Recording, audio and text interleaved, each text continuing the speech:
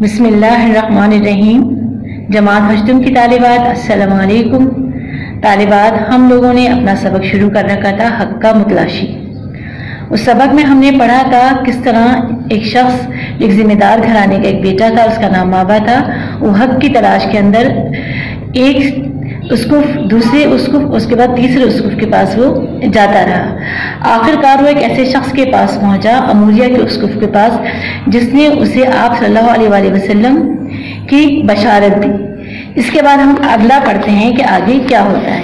آگے دیکھیں، اس دنیا میں مجھے کوئی ایسا شخص نظر نہیں آتا جس کے پاس تجھے بھیجوں، البتہ اللہ کے اس آخری نبی صلی اللہ علیہ وآلہ وسلم کے ظہور کا وقت قریب ہے، جو صحرائے عرب سے اٹھ کر دین حنیف کو زندہ کرے گا اور اس سرزمین کی طرف ہجرت کرے گا جس پر کھجور کے درختوں کی کثرت ہوگی۔ اس کے دونوں شانوں کے درمیان مہر نبوت ہوگی۔ وہ ہدیہ قبول کرے گا لیکن صدقہ اپنے لیے حرام سمجھے گا۔ اگر تم اس پاک نبی صلی اللہ علیہ وآلہ وسلم کا زمانہ پاؤ تو اس کی خدمت میں ضرور حاضر ہونا۔ یہ کہہ کر اسقف نے آخری ہچکی لی اور خالق کی حقیقی سے جا ملا۔ اب مابا تھا اور نبی آخر الزمان صلی اللہ علیہ وسلم کی جستجو۔ وہ ہر وقت اس ٹوہ میں رہتا کہ کوئی ایسا قافلہ ملے جو اسے سرزمین پر پہنچا دے جہاں اللہ کے آخری نبی کو مبعوث ہونا ہے۔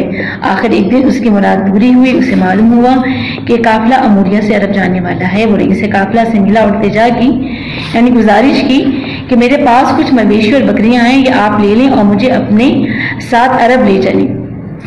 امیر قافلہ نے اس کی درخواست قبول کر لی اور اسے ساتھ چلنے کی اجازت دے دی، لیکن جب قافلہ وادی القریٰ پہنچا تو اس کی نیت میں فتور آ گیا، یعنی کہ وہ کچھ اور سوچنے لگا اور اس نے اس سادہ دل نوجوان کو ایک یہودی کے ہاتھ بیچ دیا۔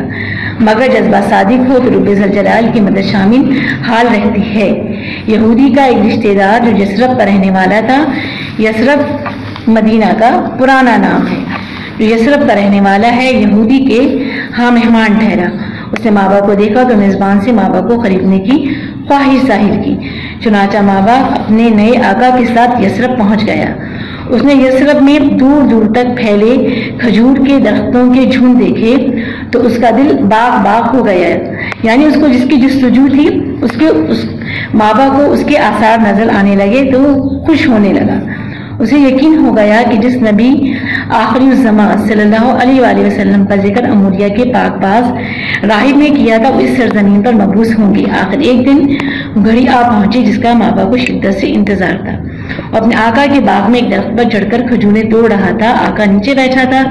اتنے میں ایک یہودی شہر سے بھاگتا ہوا آیا اور کہنے لگا، خدا بنو قیلہ کو غارت کرے، سب کے سب قبا میں ایک شخص کے پاس بھاگے جا رہے ہیں جو مکے سے آیا ہے اور اپنے آپ کو نبی کہتا ہے۔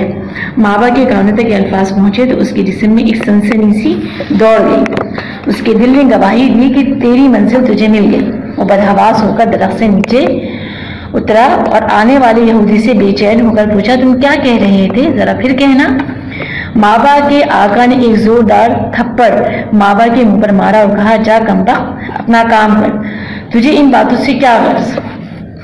مابا دل پر پتھر رکھ کر خاموش ہو گیا، لیکن اس کا صبر کا پیمانہ لبریز ہو رہا تھا۔ آخر چند وقت بعد اسے موقع ملا تو کھانے کی کچھ چیزیں خرید کر رسول اللہ صلی اللہ علیہ وآلہ وسلم کی خدمت میں حاضر ہوا اور کہنے لگا، اے اللہ کے برگزیدہ بندے، آپ اور آپ کے ساتھی غریب الوطن ہیں، یہ چیزیں میں نے صدقے کے لیے رکھی تھیں، آپ سے بڑھ کر بھلا اور کون مستحق ہو سکتا ہے، انہیں قبول فرمائیں۔ آپ صلی اللہ علیہ وآلہ وسلم نے مابا سے چیزیں لے لیں اور صحابہ کرام میں تقسیم کر دیں اور خود نہ کھائیں۔ مابا دل میں خوش ہوا کہ اموریہ کے راہب کی بتائی ہوئی ایک علامت تو دیکھ لی، وہ صدقہ قبول نہیں کرتے۔ کچھ دن بعد مابا کچھ کھانے کی چیزیں لے کر پھر آپ صلی اللہ علیہ وسلم کی خدمت میں حاضر ہوا اور چیزیں بطور ہدیہ پیش کی۔ آپ صلی اللہ علیہ وسلم نے ہدیہ قبول فرمایا، خود کچھ نوش فرمایا اور باقی صحابہ کرام میں تقسیم کر دیا۔ بابا کو یقین ہونے لگا یہی اللہ کے آخری نبی صلی اللہ علیہ وآلہ وسلم ہے، لیکن ابھی خاص نشانی مہر نبوت دیکھنا باقی تھی۔ ایک دن بابا کو پتہ چلا کہ آپ صلی اللہ علیہ وآلہ وسلم ایک جنازے کے ساتھ قریبی قبرستان میں تشریف لائے ہیں۔ مابا بھاگتا ہوا وہاں پہنچا اور حضور صلی اللہ علیہ وآلہ وسلم کو ادب سے سلام کر کے پشت مبارک کی طرف بیٹھ گیا۔ وہ منتظر تھا کہ آپ صلی اللہ علیہ وآلہ وسلم کی پشت مبارک سے کپڑا ہٹے تو مہر نبوت دیکھوں۔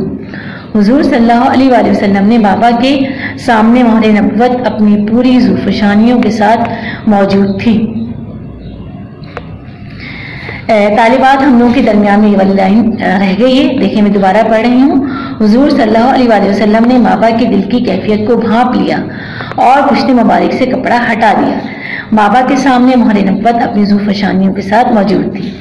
بابا بے قرار ہو کر آگے بڑھا اور اپنے کانپتے ہوئے ہونٹ مہر نبوت پر رکھ دی اور زارو قطار رونے لگا۔ حضور صلی اللہ علیہ وآلہ وسلم نے فرمایا سامنے آؤ۔ بابا حضور صلی اللہ علیہ وآلہ وسلم کے سامنے آ بیٹھا اور جستجوئے حق میں جن مراحل سے گزرا تھا شروع سے آخر تک بیان کی۔ حضور صلی اللہ علیہ وآلہ وسلم نے بابا کو مشرف کا اسلام کر کے ان کا اسلامی نام سلمان رکھا، جو فارس سے تعلق کی بنیاد پر حضرت سلمان فارسی رضی اللہ تعالیٰ عنہ کے جلیل القدر نام سے مشہور ہو گئے۔ طالبات ابھی ہم نے سبق کی بلند خوانی کی ہے، اب ہم اگلی نشست میں سبق کا خلاصہ اور اس کی مشقی کام کی طرف آئیں گے۔ جب تک کے لیے اللہ حافظ۔